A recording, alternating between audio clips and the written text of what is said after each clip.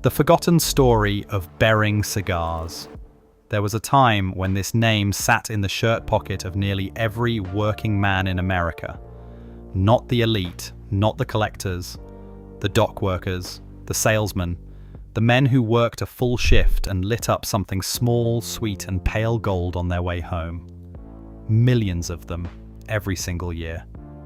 And then, almost without anyone noticing, it disappeared from conversation entirely. Today, most cigar smokers under 40 have never heard the name Bering, and yet, somewhere in Tampa, Florida, there is a 100-year-old factory building with the word Bering still painted on its side, a ghost sign fading on a building that no longer makes cigars at all. This is the story of how a Spanish immigrant, a former New York talent agent, and a Cuban tobacco family built one of the most produced cigars in American history, and how it quietly became one of the most forgotten. By the end of this, you'll understand why an old man in Florida still keeps a 50-year-old box of these cigars sealed in cedar, untouched, like a relic. Why this cigar matters. Here's the thing most cigar documentaries get wrong. They chase rarity. They chase the Cuban legends, the pre-embargo boxes, the six-figure auction lots. Bering was never that kind of cigar, and that's exactly why its story matters. This wasn't a cigar made for kings, it was a cigar made for everyone else, the loyal, everyday smoker who picked one brand in the 1950s and stuck with it for the rest of his life. At its peak, Bering wasn't a boutique curiosity. It was a volume brand, one of the most widely distributed cigars to come out of Tampa's legendary cigar district, Ybor City. And Ybor City itself was no small thing. By the early 20th century, this stretch of Tampa had become known as the cigar capital of the world, home to dozens of factories producing hand-rolled cigars from Cuban tobacco for the entire United States market. The cigar industry in Tampa began in 1886 when Vicente Martinez Ybor, visiting from Key West, bought 40 acres of land and founded Ybor City. Bering rose out of that world, not as an outsider but as one of its signature products. Collectors today still hunt down sealed boxes from the 1950s and the 1960s. Not because Bering was ever considered a prestige smoke, but because it represents something increasingly rare. An authentic, unbroken piece of Tampa's golden cigar era, preserved in tin and cedar, waiting to be opened. There's a version of history that only remembers the cigars that became expensive. But most cigars ever made were never meant to be rare. They were meant to be smoked every day by ordinary people living ordinary lives. And that everyday relationship is exactly the kind of history that tends to vanish first, because nobody thinks to preserve the ordinary while it's still happening. But to understand why that matters, you have to go back to the beginning, to a man who didn't even start out in the cigar business at all. The origin story. The story starts with a Spaniard who wasn't even born in the country that would define his life's work.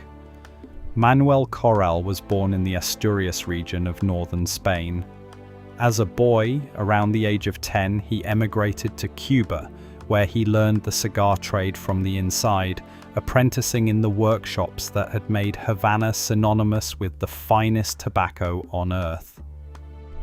By 1905, Corral had made his way to Tampa, drawn by the same current that pulled thousands of Cuban and Spanish cigar workers north across the Florida Straits, fleeing instability at home and chasing opportunity in America's booming cigar trade. He didn't build the company alone. In Tampa, Corral partnered with two very different men. The first was Antonio Fernandez. The second was a man named Edward Wodiska, and Wodiska's background was almost nothing like a traditional cigar man's. Wodiska was a New York native of Austrian descent, who had actually worked as a talent agent in New York City before entering the tobacco business. He brought something the cigar trade desperately needed: salesmanship. He'd already built a reputation as an outstanding distributor working for established cigar houses before joining Corral. Together, they founded a company, Fernandez, Wodiska, and Corral. But the partnership that would actually define the brand's future hadn't fully formed yet. In 1907, Corral bought out Fernandez's shares entirely. In his place came a new partner, Francisco Sierra, a fellow Asturian who had also learned the cigar trade in Cuba, and who happened to be Corral's own brother-in-law, married to his sister Maria. Out of that reshuffling came a new name, Corral, Wodiska, and Tia. And it was this trio, the craftsman, the salesman, and the family tie binding them together, that would launch the brand destined to outlive all three of their names. Think about what that partnership actually represented. Corral brought the technical knowledge, the hands-on craft learned in Cuba's workshops. Wodiska brought something almost nobody else in the cigar trade had, an outsider's instinct for showmanship, forged not in tobacco fields, but on the stages and offices of New York City.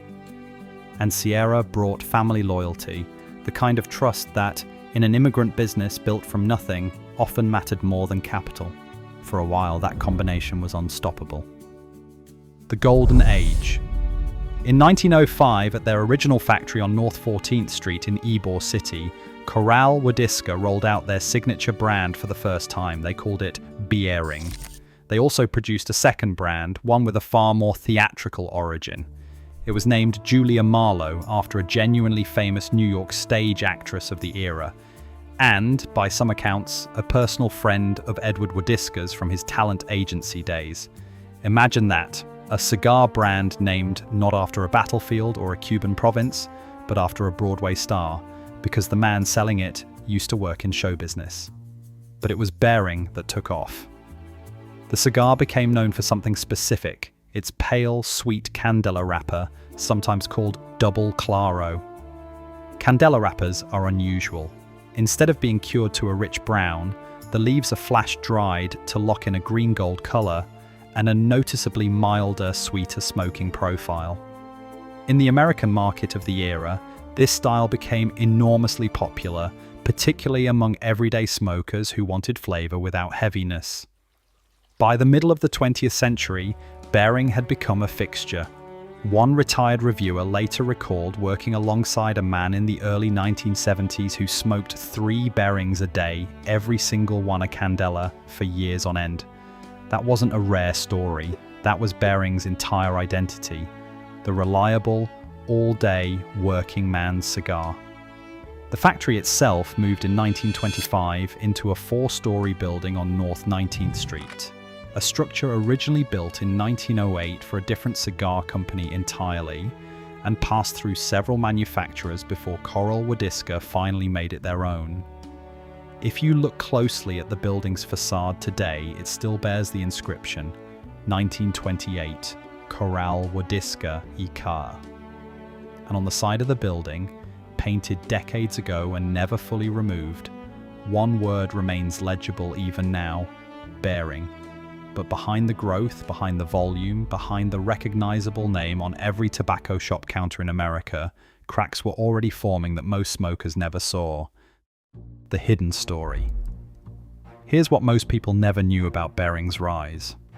The partnership that built it didn't stay intact. In 1924, Francisco Sierra, Corral's own brother-in-law, one of the 3 pillars of the company, broke away from Corral Wodiska entirely. The exact reasons behind that split aren't fully documented in the historical record, and cigar historians differ on the details. What is clear is that the man who had helped build the company's production side chose to walk away from it, just as Bering was becoming one of Tampa's most recognized names. The company pressed on without him. Corral Wodiska continued manufacturing at the North 19th Street factory for decades, becoming so associated with the building that it's still referred to today by local historians as Factory Number 8, home of Bering Cigars. But the deeper threat to Bering and to the entire Tampa cigar industry wasn't internal, it was geopolitical. For decades, virtually every cigar rolled in Ybor City depended on one critical ingredient, Cuban tobacco. Then, in 1962, everything changed. President John F. Kennedy issued an executive order that, among other things, banned all Cuban imports, including tobacco.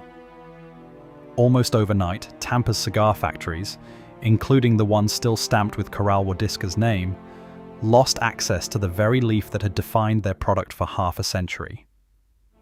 The industry scrambled. Some companies folded, others searched for new tobacco sources entirely, exploring growing regions in Cameroon, the Connecticut Valley, Nicaragua, Honduras, and the Dominican Republic.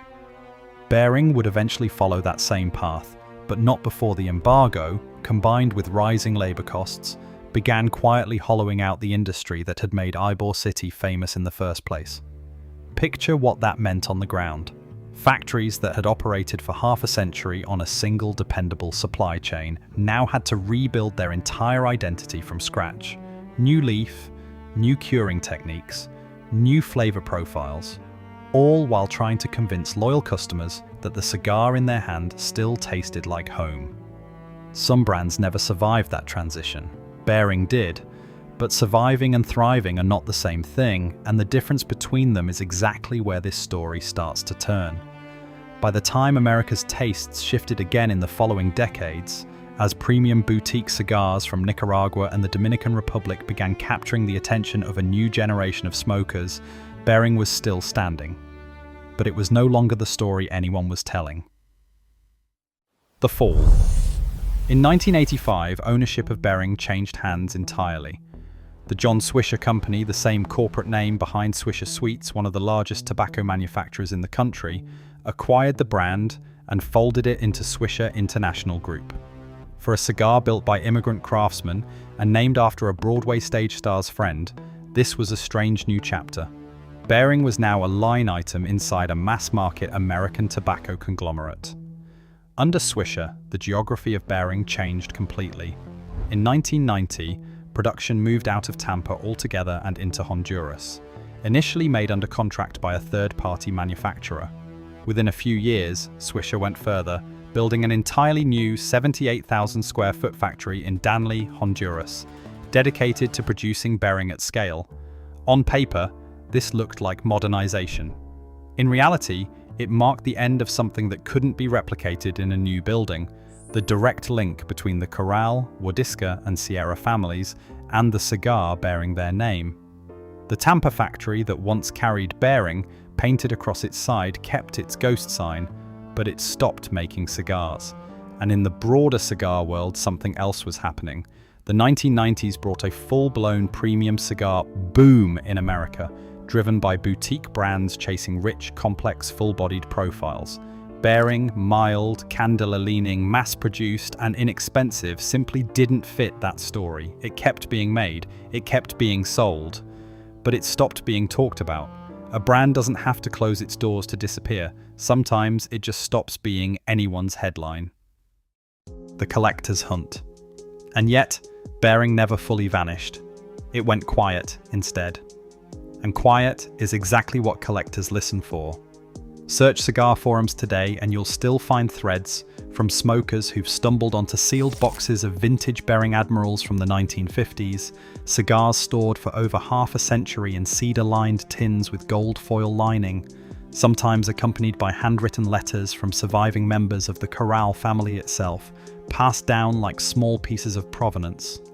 What makes these finds fascinating isn't market value in the way a rare Cuban lot might command at auction. It's something rarer than money: authenticity. A candela-wrapped Bering from the Corral Wodiska era is a direct physical artifact from a specific, vanished moment in Tampa's cigar history, made by the original company in the original factory, before the embargo, before the Swisher sale, before the move to Honduras. Smoking one, according to those who've done it, is described as an experience layered with cedar, toasted tobacco, and a distinct sweetness unique to properly aged candela wrappers, a flavor profile American manufacturers largely abandoned as tastes shifted toward richer, darker cigars in the decades that followed. That's the paradox at the center of Bering's story. The modern version of the brand still exists on cigar shop shelves today, produced with a multi-country blend of tobacco and a Connecticut shade wrapper, priced for everyday smokers exactly as it always was. But the original Bering, the one born in a Spanish immigrant's Tampa workshop in 1905, effectively no longer exists anywhere except inside those aging, sealed boxes collectors occasionally stumble upon. You can still buy a cigar called Bering today. What you can't buy is the one that built the name. The legacy. So why does any of this matter? Why does a $2 working man cigar deserve a place in the same conversation as the legendary names of Havana? Because Bering's story isn't really about tobacco. It's about the immigrant tradesman who built an American industry from nothing, a Spanish-born craftsman trained in Cuba, an Austrian-American former talent agent, and a family bond that briefly, brilliantly, held it all together before quietly coming apart. It's about a factory in Ybor City that still bears the brand's name in fading paint, decades after the cigars themselves stopped being rolled there. It's about an embargo that reshaped an entire industry overnight, and a corporate acquisition that carried a beloved regional name into mass production, even as its soul stayed behind in Tampa. And it's about the handful of collectors who still open 50 and 70-year-old boxes, hoping to taste something that, in every meaningful sense, doesn't exist anywhere else in the world anymore. Some cigars disappear because the world forgets them. Bering never disappeared. It's still on the shelf, still in production, still affordable enough for anyone to buy today. But the story behind the name, the one written by Corral, Wodiska, and Sierra in a Tampa factory in 1905, that's the part that vanished. And that might be the more unsettling kind of ending, not a brand that died, but one that kept living long after its own history stopped following it. Somewhere in Florida, that ghost sign is still legible on the side of an old building. It's just waiting for someone to look up.